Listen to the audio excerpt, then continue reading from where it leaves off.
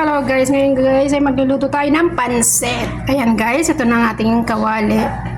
So mainit na yan, nalagyan ko siya ng mantika. Yan, pwede na siguro yan. Lagyan natin konti, masarap kasi yung pansit na may mantika. Okay. Ayan guys, habang mainit na yung kawali, lalagay ko ang bawang. Diba?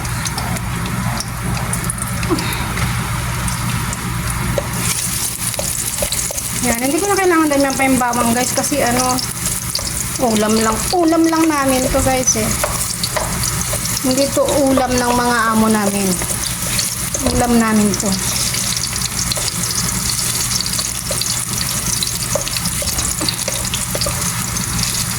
Kaya pag nagluluto ako dito, kailangan sarado yung pintuan, nakabukas yung exhaust fan. Ayan, kaya tingnan nyo. Nakabukas yun para yung amoy hindi nila maamoy sa taas. Yes. Tapos isusunod ko na yung sibuyas. Ayan. Why? Kasi ito guys ito yung luto na natutunan ko sa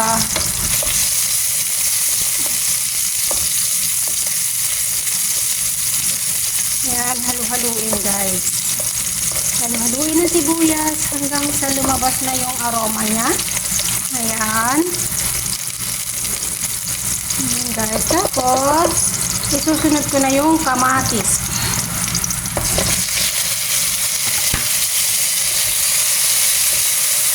Kasi hindi ko alam yung iba kung naglalagay kayo ng kamatis. Basta ako naglagay ako ng kamatis. Kasi kami lang naman ang kakain ito. Saka isa pa, masustansya ang kamatis din. Pampakulay rin yan sa ating pansit.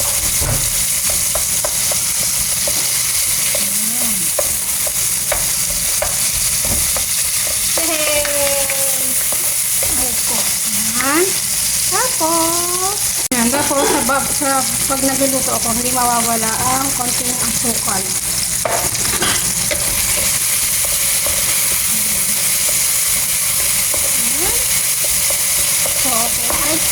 Tumatalsik siya.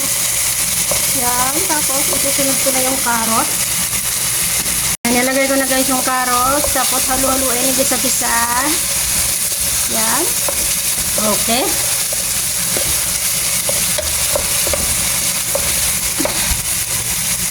Tapos guys, lalagyan ko siya ng tubig. Ayan. Ang aming pansit na may tubig. Yan. Tapos, lalagyan ng toyo. Okay. Guys, nilagyan ko na siya na yung isang magic cube chicken. Then, piliin mo. Tapos na to? Oo.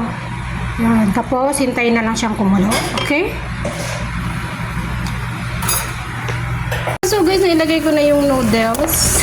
Hindi ko man lang naipakita sa kanya. Ayan. Kasi ang hirap maghawak ng camera. Tsaka, yan. Nailagay ko na siya. So, halu-haluin lang natin hanggang sa maluto siya.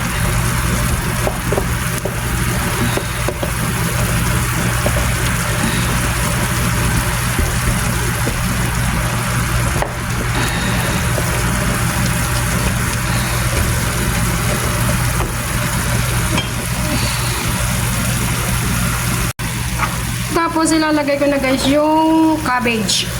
Yan. O diba? Tapos halu-haluin. Ganun kainit na ito siya, diba? Kasi, So, may kapatid ko, tapos mga anak ko, ang dami yung visit sa akin, nakakasakit. i-add mo siya eh. Ayan na guys. So, may pansit na tayo. Dugay-dugay. May pansit na tayo. May pansit na kami.